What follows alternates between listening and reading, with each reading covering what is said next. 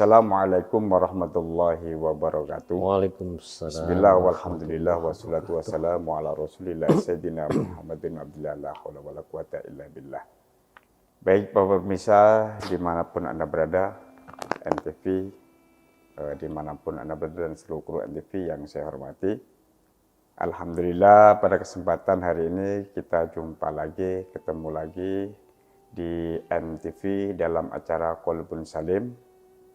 Dan Alhamdulillah pada kesempatan hari ini sudah hadir di tengah-tengah kita bersama Gus Irham selaku narasumber yang hadir pada kesempatan hari ini. Yang mana pada hari ini insya Allah di acara Qalbun Salim beliau akan membuka tema Takwa Jalan Sunyi Menuju Surga, subtemanya The Guidance of Quran, petunjuk Al-Quran.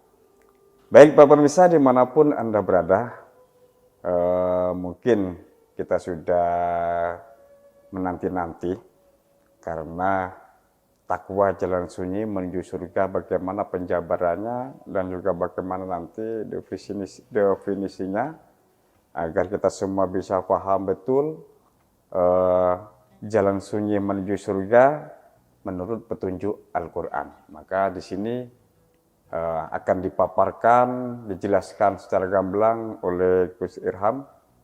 Maka dari itu, monggo Gus Irham, tempat dan waktu saya persilakan. Terima kasih Ustadz Musallin. Assalamualaikum warahmatullahi wabarakatuh. Waalaikumsalam warahmatullahi wabarakatuh. Pemirsa Nasional Televisi dimanapun berada, kami dari Majelis Dzikir dan Sholawat Rijal Angsor Kabupaten Banyuwangi pada sore hari ini masih membawakan tema sebagaimana yang 2 episode yang lalu, yaitu Takwa Jalan Sunyi Menuju Surga. Hanya saja pada sore hari ini dengan subtema The Guidance of Quran. Terima kasih sebelumnya kepada Ustadz Musallin host kita pada sore hari ini. Lama gak ketemu nih Ustadz ya. Lama udah berapa bulan ini. Iya, lama gak ketemu. Sehat-sehat tapi ya. Alhamdulillah sehat ya semua. Saya lihat aktivitasnya, wah luar biasa ini. Mudah-mudahan selalu dalam lindungan Allah. Amin, amin, amin, amin, amin. Pemirsa Nasional Televisi dimanapun berada, menindaklanjuti apa yang sudah kita bahas beberapa episode yang lalu tentang takwa sebagai jalan sunyi menuju surga. Pada kali ini subtemanya adalah The Guidance of Al-Quran, yaitu petunjuk daripada Al-Quran. Sebagaimana sudah kita bahas beberapa waktu yang lalu Ustadz, bahwa bagaimana tentang definisi takwa, terus kemudian aplikasinya dalam kehidupan seperti apa, ini sudah kita bahas pada beberapa episode yang lalu. Hari ini kita akan membahas spesifik, yaitu Al-Quran sebagai petunjuk bagi orang yang bertakwa.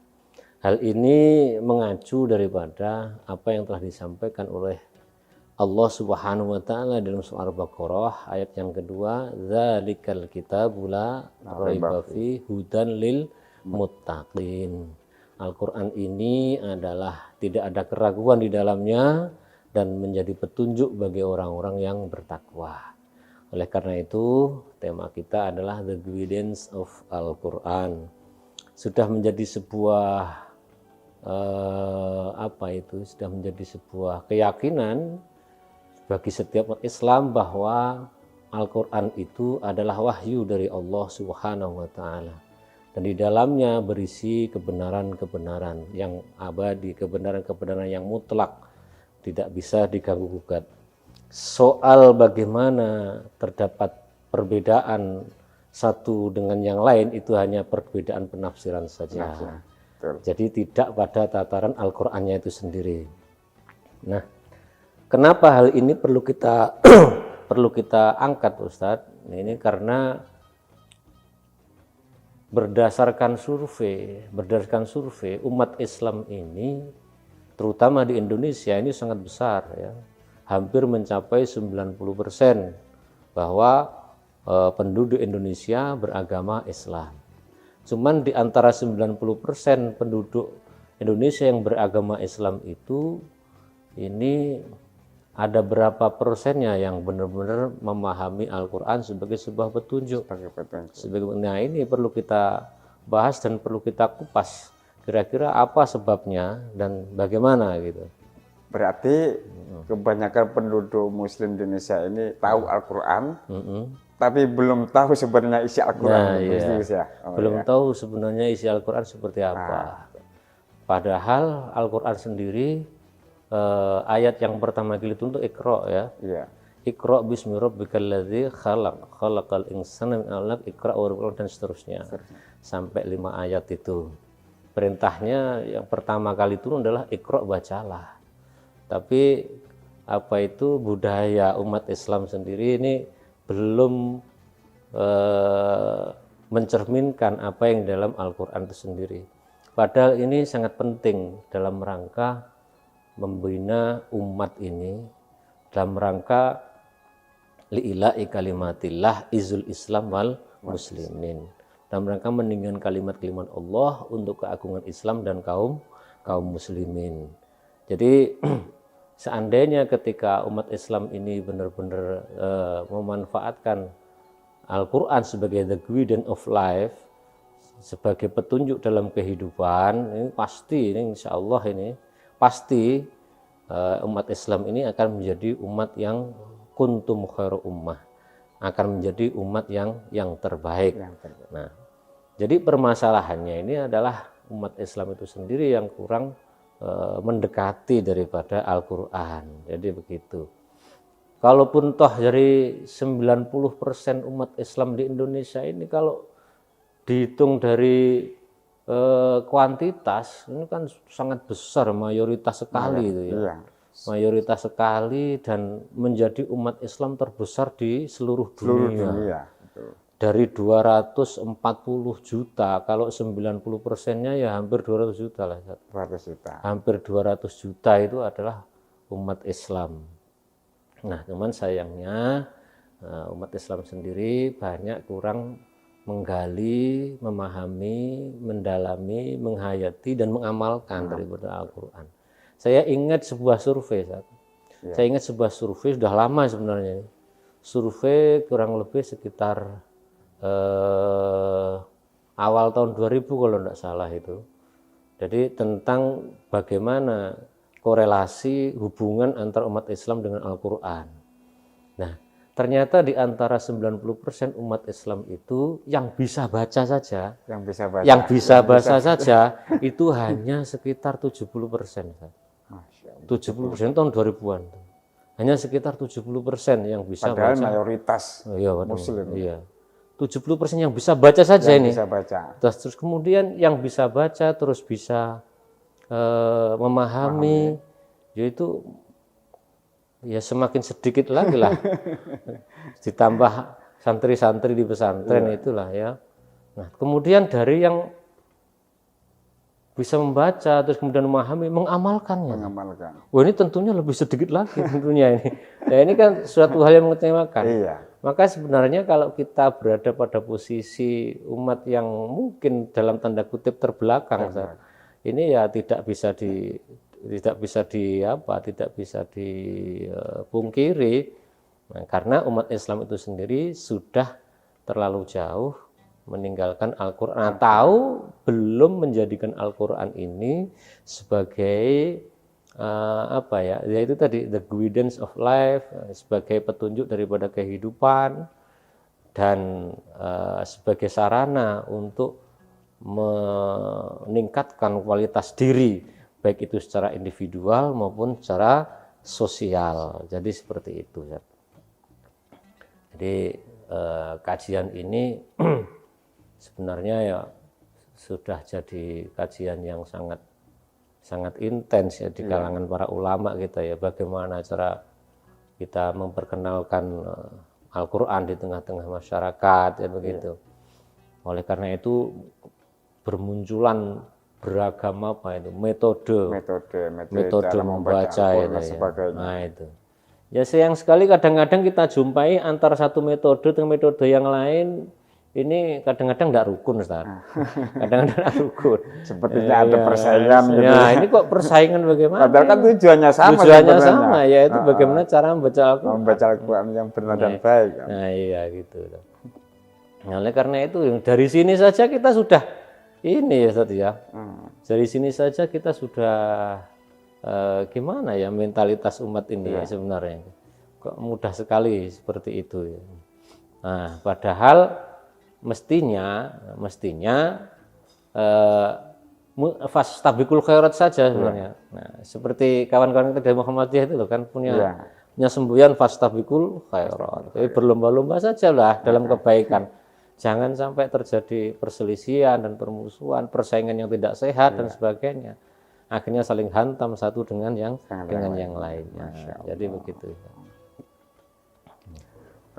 Sungguh luar biasa. Berarti kalau kita lihat sungguh miris berarti tadi. Maksudnya miris dalam arti kita berusaha untuk mengenalkan dari banyak kan TPG mengenalkan berbagai macam metode Al-Quran agar supaya generasi-generasi kita itu bisa memahami dengan betul bacaan Al-Quran dan sebagainya. Tapi di sisi lain malah seakan-akan persaingan antara satu metode yang lainnya. Ya baik, sementara nanti kita lanjut kembali sementara kita break dulu, kita lanjut kembali nanti setelah yang lewat satu ini.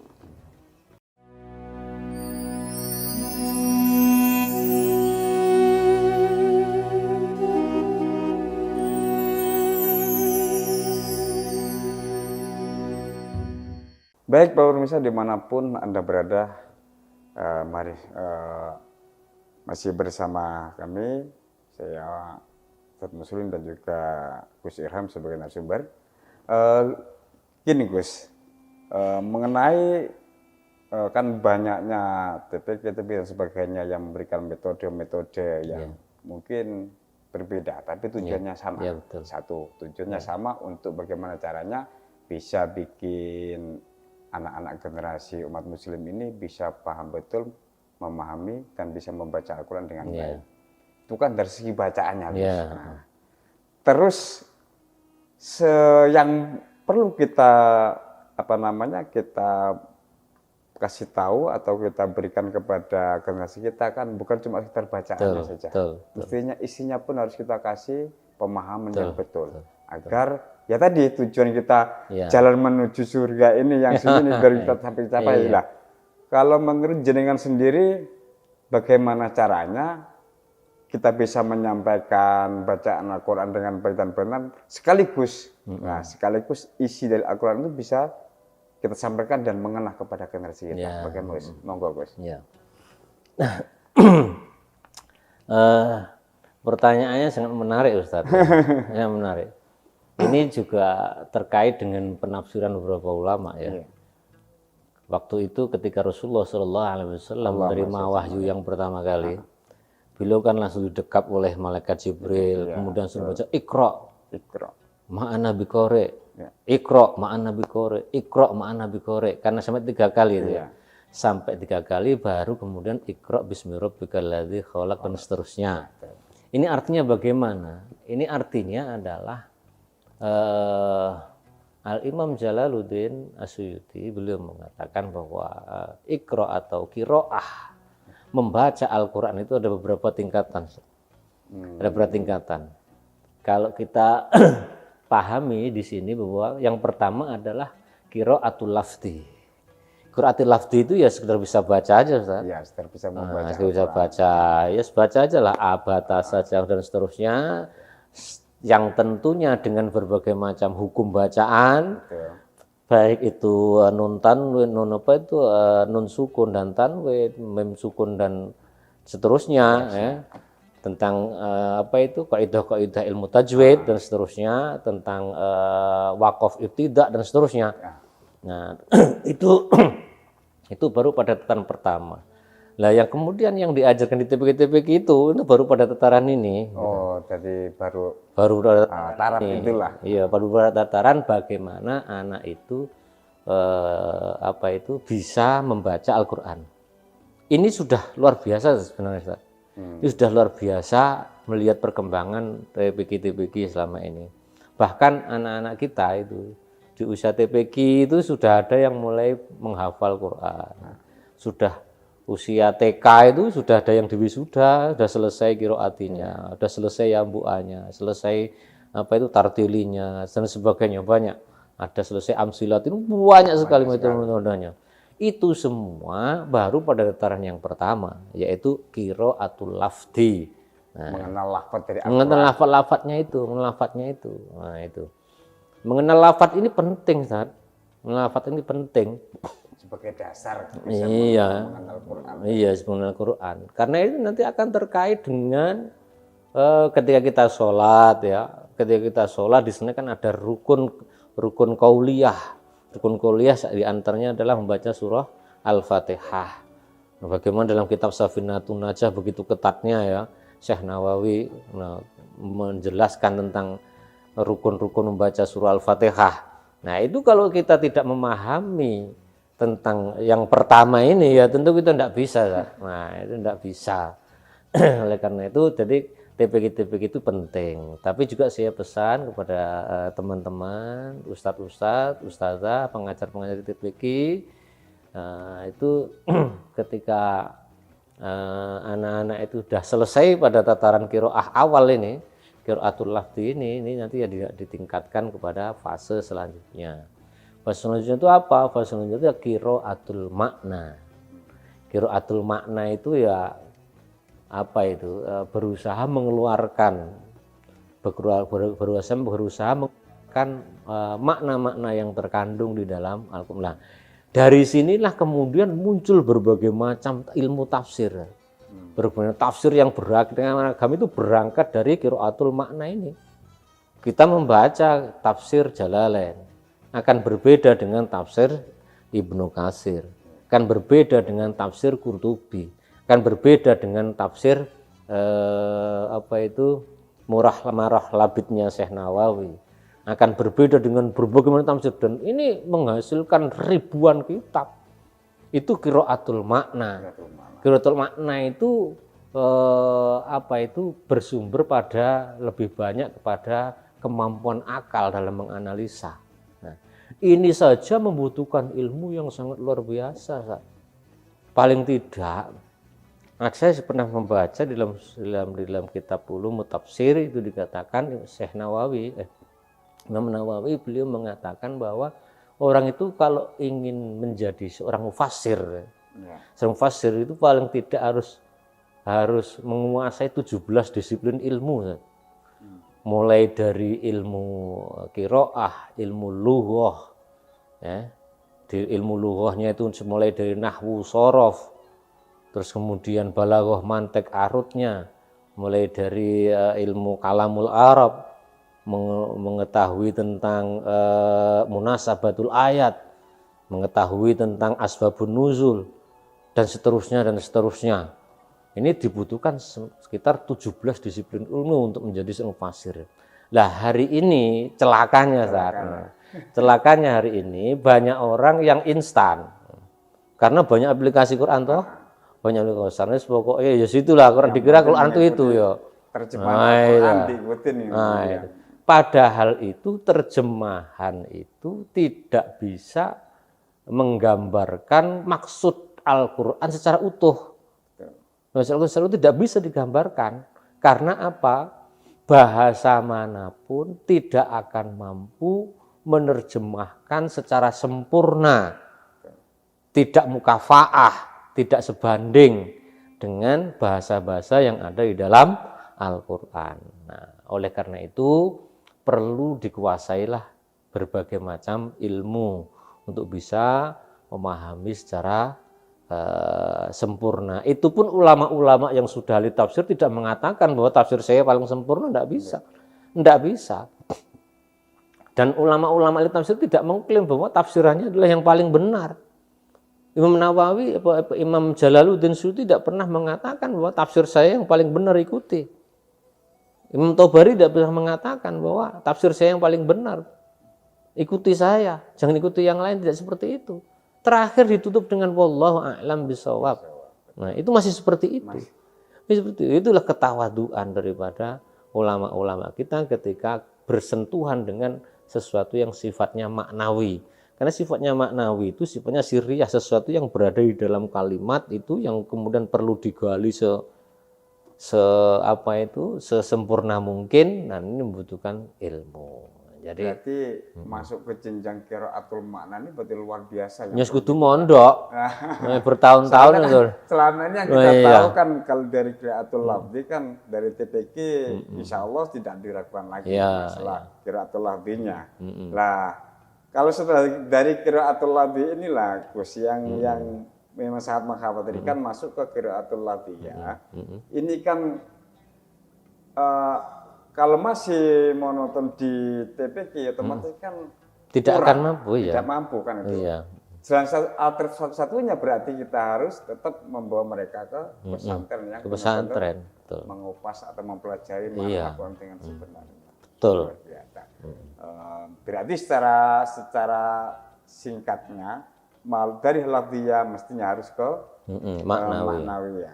Karena apa? Lafaz dikuasai otomatis maknanya Ya. harus dikuasai. Iya. Oke, terima kasih Gus. Sungguh sangat menarik di pembahasan pada kesempatan hari ini. Iya, iya.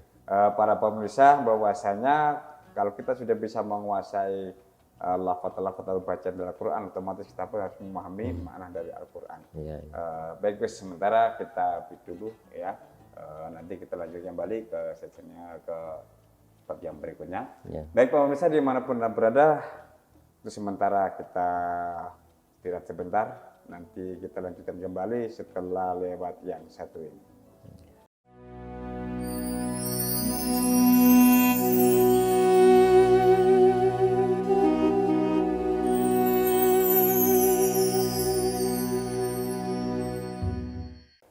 Baik pemirsa dimanapun Anda berada, oke mari kita lanjutkan kembali bincang-bincang kita, bincang-bincang ilmiah bersama Gus Irham, narasumber kita yang satu ini yang luar biasa, top markotop ilmunya.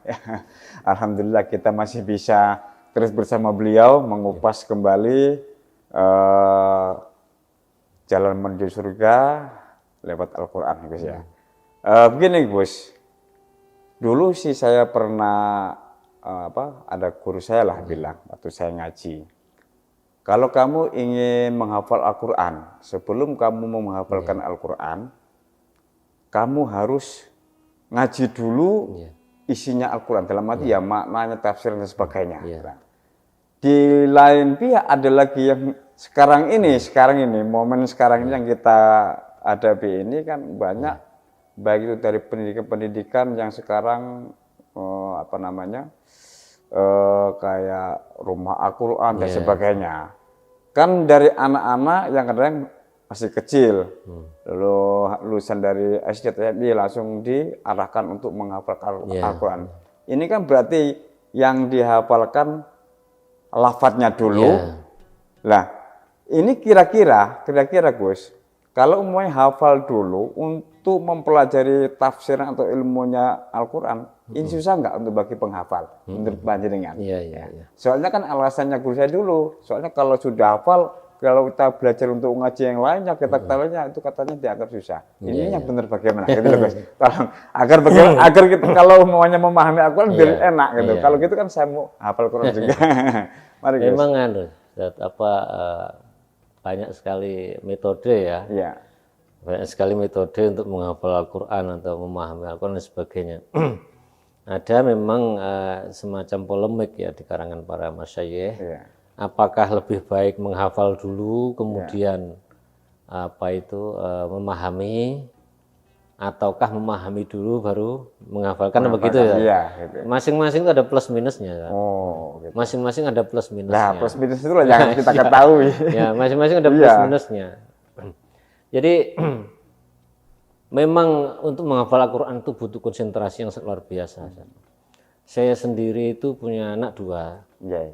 Alhamdulillah yang pertama itu sudah wisuda tahfidz 30 juz itu sudah 2 kali. Alhamdulillah. Sudah 2 kali. Yang pertama itu ketika dulu masih kelas 2 aliyah. Kemarin yang kedua itu ketika semester ke-4 kalau nggak salah, ikut wisuda lagi. Ini saya suruh terus ikut wisuda terus. Dan kebetulan juga anak saya ini juga disiplin ilmunya di kuliahnya itu juga IAT, ilmu Al-Quran dan tafsirnya Alhamdulillah. di Fakultas Usuluddin. Memang masing-masing ada kelebihan dan kekurangan. Ketika kita konsentrasi kepada Al-Quran, ini cenderung untuk ilmu-ilmu kitabnya, ilmu-ilmu yang lain cenderung agak terabaikan. Demikian juga sebaliknya. Ketika cenderung lebih mendahulukan ilmu-ilmu kitabnya, terus kemudian Al-Quran tidak dihafal, tidak dihafal. Ini cenderung nanti akan sulit untuk menghafal karena sudah mungkin mendalami itu saja sudah butuh waktu yang sangat lama. Betul. Waktu yang sangat lama. Jadi menurut saya mana yang enak saja sudah. Mana yang enak. Menurut kemampuan si anak. Iya, maksudnya masing-masing saja. Kalau kita kira bahwa anak kita itu mampu untuk bisa menghafalkan di usia dini, ya dilatih ketika usia dini. Sebagaimana apa yang Imam Ghazali katakan, Imam Ghazali sendiri mengatakan bahwa menghafal itu akan lebih banyak membantu ketika mendalaminya, gitu. Jadi kalau mau mendalami tafsir misalnya, kan sudah memori Quran mulai dari Fatihah sampai Anas kan sudah ada itu. Nah, nanti di sana akan ada ketemu dengan ilmu munasabatul ayat. Ketika ketemu dengan munasabatul ayat, akan bisa menggabung, oh ayat ini ada di surat ini dan sebagainya. Ini sudah terekam dalam memori. Seandainya belum hafal ya, ini akan sulit. Apa ada, apa iya? Jadi seperti itu akhirnya pertanyaannya. Jadi masing-masing tetap ada kelebihan dan kekurangan. Nah, ini tinggal kondisional saja. Hanya saja kadang-kadang si pelaku sendiri, penghafal Al-Qur'annya sendiri yang kadang-kadang ini dikira ketika sudah menghafalkan Quran sudah cukup. Nah, ini yang ini nih. Nah, demikian juga sebaliknya. Ketika sudah memahami kitab-kitabnya, ini sudah cukup tanpa menghafal Al-Qur'an. Memang sulit kita mencari situasi yang kondisi yang ideal, itu sulit. Kadang-kadang orang mampu di hafadzahnya, di sininya lemah. Memang yang ideal itu adalah tahfidnya kuat, terus ulumul kutubnya, kutubul islamiyahnya juga kuat. Ini perlu proses yang sangat panjang. Makanya qiraatul makna ini pembahasannya itu sangat dalam dan sangat luas. Makanya saya boleh mengatakan bahwa ulumul Quran itu ilmu yang paling sulit di antara sekian banyak ilmu. Karena apa? Ulumul Quran itu menjadi sumber daripada ilmu-ilmu yang lain. Kita ingat bahwa bagaimana Imam Syafi'i dalam Ar-Risalahnya, dalam kitab Ar-Risalahnya beliau mengatakan bahwa dasar pemahaman Islam yang pertama itu ya, kalau Anda ingin memahami Islam itu ya harus tahu namanya bayan ilahiyah. Bayan ilahi itu apa? Ya Quran itu sendiri. Itu adalah dasar pertama bagaimana memahami Islam. Lah, hari ini banyak orang di luar sana, di luar Islam atau bahkan orang Islam sendiri ya. Ini memahami Islam bukan dari sumbernya. Memahami Islam bukan dari sumbernya, tapi memahami Islam itu dari orang-orang Islam. Orang-orang Islam. Tidak sumbernya sendiri Al-Quran sebenarnya, bukan orangnya. Iya, padahal orang Islam sendiri belum tentu sesuai dengan ajaran Islam, kelakuannya. Nah, itu. Kalau kita hanya melihat itu saja, hancur gitu. Maka tidak akan menemukan sebuah hakikat keislaman tanpa memahami Al-Quran, bayan ilahi. Nah, kemudian untuk bisa memahami bayan ilahi harus memahami bayan nabawi. Bayan nabawi itu apa? Ya Kanjeng Nabi harus dipahami. Ada ilmu mustalah hadis dan seterusnya. Harus memahami sirah nabawiyah, harus memahami asbabun nuzul dan sebagainya. Ilmu sangat-sangat luas. Jadi Islam itu sangat-sangat luas. Jangan dianggap bahwa Islam itu hanya yang terlihat saja, jangan. Banyak yang tidak terlihat. Hanya saja memang bagaimana cara mengaplikasikan dalam kehidupan ini yang sangat sulit dan sangat sedikit orang yang mampu gitu. Ya, betul. Yang mampu. Dan juga sangat tidak banyak ya ulama-ulama yang betul-betul alim alamah fil Quran itu memang sangat sedikit. Nah, orang kalau sudah alim alam fil Quran ini biasanya juga alim alamah dalam fikih. Sebagai contoh Gus Baha itu kan luar biasa gitu ya. Luar Jadi biasa. beliau ulumul Qurannya beliau hafal, terus ulumul kutubnya Islamiyahnya juga mendalam. Jadi kalau saya menganggap beliau itu rasikhun lah. Ulama ur-rasikh, ulama yang betul-betul sudah mendarah daging, sudah menancap di dalam kalbunya. Nah, itu qiraatul makna. Ini yang harus kita geluti saat. Nah, loh bagaimana kalau qiraatul lafzi saja belum tahu-tahu qiraatul makna? Ya bisa saja sebenarnya. Hanya saja akan sulit gitu. Kesulitan. Ibaratnya Anda itu akan berjalan di jalanan yang licin, tanpa ada penopang tali atau tongkat sebagainya, maka Anda akan mudah terjatuh, mudah kepleset. Nah, makanya ada sebuah cerita sedikit. Ada 3 orang buta. Disuruh mengidentifikasi seekor gajah. Orang buta yang pertama memegang gajah, yang dipegang pertama itu telinganya. Nah, kemudian yang kedua, orang buta yang kedua memegang gajah, yang dipegang itu ekornya. Orang buta yang ketiga itu yang dipegang itu adalah kakinya. Kemudian ditanya yang pertama ini, "Mbak, kamu gajah itu bagaimana?" "Wah, gajah itu lebar, tipis gitu. Karena yang dipegang telinganya." Gitu. Telinganya. Terus kemudian yang kedua. Wah, gajah itu adalah kecil, panjang, terus kemudian ada bulunya. Karena yang dipegang adalah ekornya. Yang ketiga yang dipegang kakinya. Oh, namanya gajah itu ya bulat, besar, panjang. Karena yang dipegang kakinya. Jangan sampai kita seperti itu. Betul. Jangan seperti orang buta yang ingin mengenal gajah.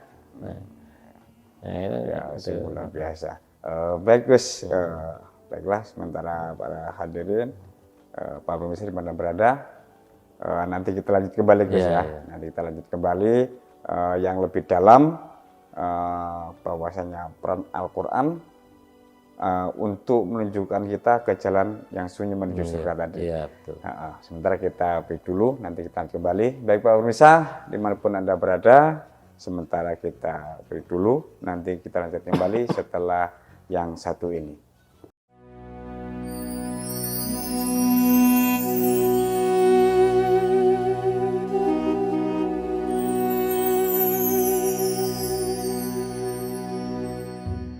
Baik pemirsa dimanapun Anda berada, kita lanjut kembali di acara Qalbun Salim masih bersama Gus Irham.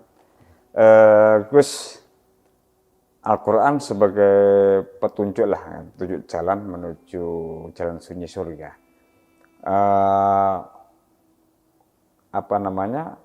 Bagaimana sih caranya kita bisa mendalami Al-Quran sehingga Al-Quran benar-benar sebagai petunjuk kita besok menuju ke jalan surganya Allah. Monggo Gus dikasih yang lebih jos gitu lagi biar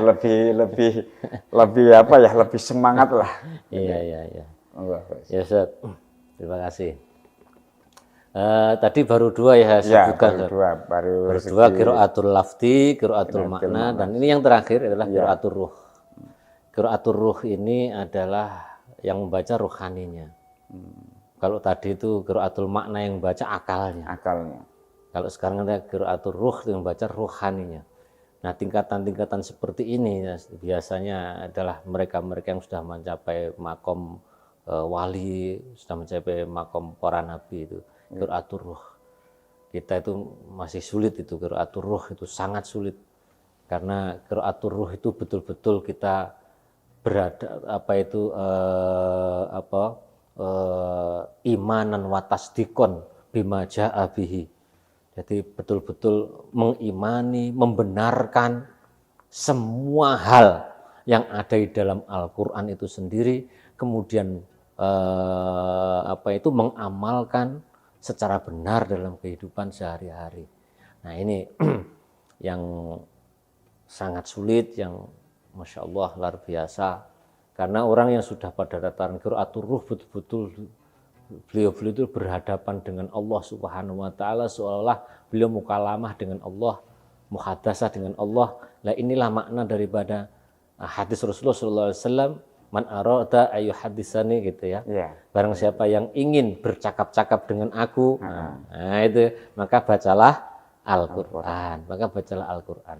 Tapi bagaimanapun bahwa Al-Qur'an ini solihun likulli makan, solihun likulli zaman. Siapapun bisa mempelajari Al-Quran, bahkan orang kafir pun nggak bisa mempelajari Al-Quran. Iya.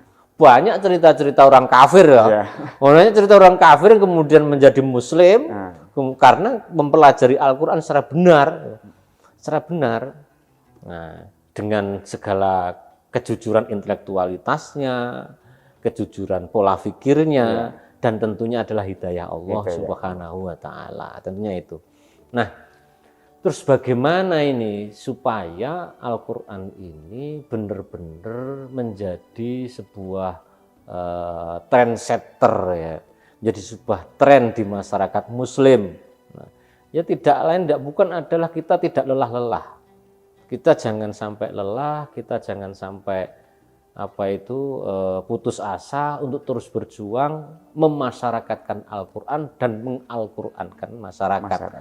Dengan berbagai macam tingkatannya tentunya. Ya, benar. Kalau tingkatannya baru qiraah belajar ya qiraah aja dulu lah. Cuman kadang-kadang kan sulit, apalagi mereka sudah terlalu tua, lidahnya sudah kaku.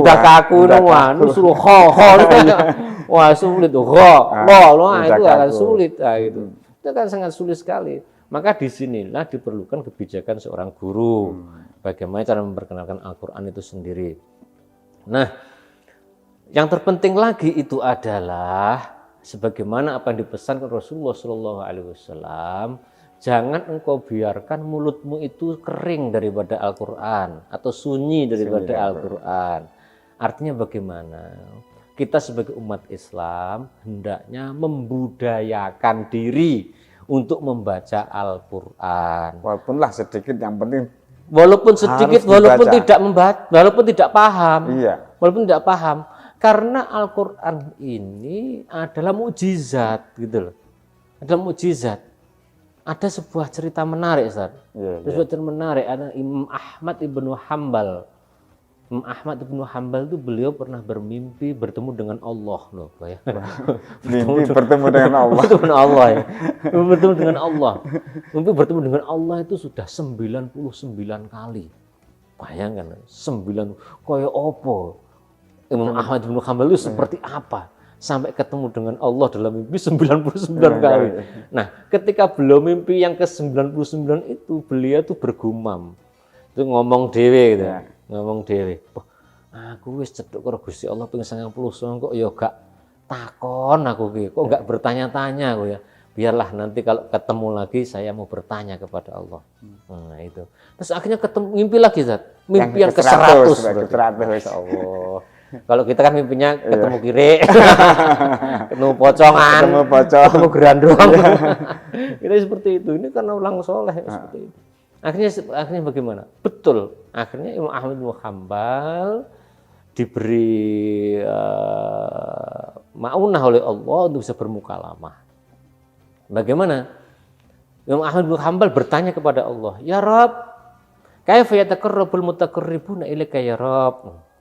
Qala bi qiraatil Qur'an. Wahai Allah, wahai Tuhanku, dengan apa Bima yataqarrabul mutaqarribun, bima, dengan apa orang-orang yang mendekat kepadamu, ingin mendekat kepadamu ya Rabb. Maka dijawab oleh Allah, bi qiraatil Qur'an, dengan membaca Al-Qur'an. Nah, kemudian Ahmad bin Hanbal meneruskan lagi pertanyaannya. Bil fahmi atau bi ghairil fahmi ya Rabb? Dengan paham atau dengan tidak paham ya Rabb? Maka dijawab oleh Allah, bil fahmi atau bi ghairil fahmi. Dengan paham atau dengan tidak paham. Yang penting baca. Yang penting baca. Penting bacalah Quran. Makanya Rasulullah sendiri kan mengatakan bahwa barang siapa membaca Al-Quran dengan terbata-bata, maka baginya satu pahala. Maka barang siapa yang membaca Al-Quran dengan lancar, maka baginya setiap satu huruf dua pahala. Kan begitu? Iya. Nah, ini yang harus ditanamkan menjadi sebuah keyakinan dalam setiap pribadi Muslim. Sehingga Al-Quran itu akan terus terdengar di setiap rumah gitu. Kita itu ingat dulu ketika waktu kecil, ya biasanya habis maghrib kan habis maghrib tiap rumah itu terdengar Al-Quran. Itu masih saya masih menangilah. Iya betul. Ini Mbah Tun baca Yasin, Mbah Jah baca Tabarok, terus kemudian Pak Jan baca Waqiah dan seterusnya. Itu tiap habis maghrib sampai Isya gitu. Terus sampai Isya, terus kemudian Isya berhenti berangkat ke masjid. Masya Allah. Makanya orang dulu itu saya pikir itu hidupnya berkah gitu ya. Tenang, ayem, tentrem, bahagia gitu. Karena memang tiap hari Al-Quran terus diperdengarkan. Terus diperdengarkan. Sehingga tidak ada orang stres gitu. Walaupun nggak punya uang itu santai gitu ya. Anaknya akeh santai. Rumahnya Riyadh mau rubuh. Sekarang ini sedikit banyak orang yang bikin stres karena memang nggak pernah karena baca jauh daripada Al-Quran. Karena jauh daripada Al-Quran. Yang didengar terus biasanya itu nyanyian, lagu dan sebagainya. Akhirnya sekarang apa yang terjadi? Kalau dulu itu surah-surah Al-Quran yang diperdengarkan, sekarang itu RCTI, surah Indosiar, surah SCTV, satu lagi surah HP. Nah gitu ya. Surah HP. Wah, HP ini luar biasa nih pengaruhnya. Nah, oleh karena itu maka bisa disimpulkan bahwa jalan menuju ketakwaan yang pertama kali itu adalah zalikal kitabul la raiba fi hudal lil muttaqin. Maka orang yang bertakwa tidak akan mampu mencapai sebuah ketakwaan yang hakiki tanpa petunjuk Al-Quran. Tidak bisa saat kemudian sakarpe dewe itu tidak bisa. Harus gitu ya. Ya mudah-mudahan kita semuanya, keluarga kita, para pemirsa semuanya Nasional TV di mana berada, dijadikan sebagai orang yang mampu mencintai Quran, mampu membaca Al-Quran, mampu memahami Al-Quran, dan mampu menghayati dan mengamalkannya. Dan mudah-mudahan kita semuanya kelak diberikan syafaat oleh Al-Quran. Amin ya rabbal alamin. Jadi begitu Ustaz.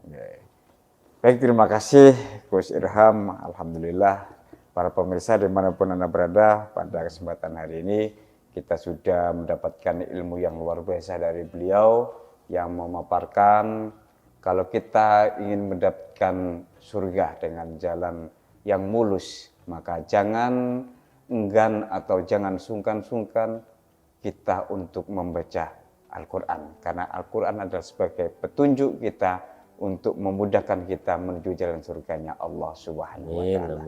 Baik para pemirsa dimanapun Anda berada, bukannya saya ingin meninggalkan Anda semua karena memang waktu jualah yang telah membatasi kita. Dan di sini saya sebagai host Mussolin, sebagai host dan juga narasumber Gus Irham undur diri dari hadapan para pemirsa di mana Anda berada.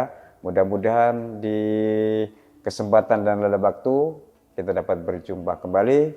Saya akhiri. Wassalamualaikum warahmatullahi wabarakatuh. Waalaikumsalam warahmatullahi wabarakatuh.